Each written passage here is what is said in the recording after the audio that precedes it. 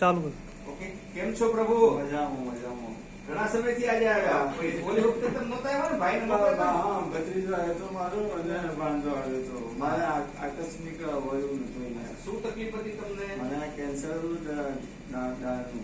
દાંતનું હા, કેન્સર.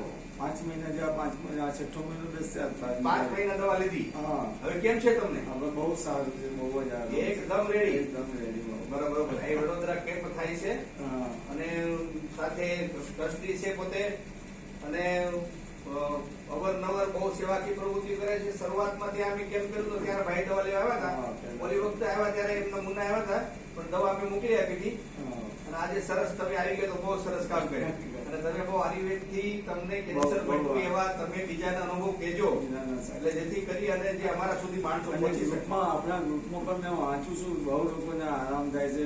2 દિવસ તમારા અમદાવાદનો પ્રોગ્રામ હતો, 10-11 2 દિવસ. જી, એમના પણ રિપોર્ટ બધા સારા જ છે. તમે ખાઈ પી શકો છો? હા, બધું રેડી હા, મંગાવી જાય છે. અમે જે પરેજી છે એ પરેજી પ્રમાણે ખાવું છું. પરેજી પણ રેડી બધું ખાઓ છો? હા, બધું સરસ, બધું. એકદમ મટી ગયું. Complete. અરે વાહ, સરસ.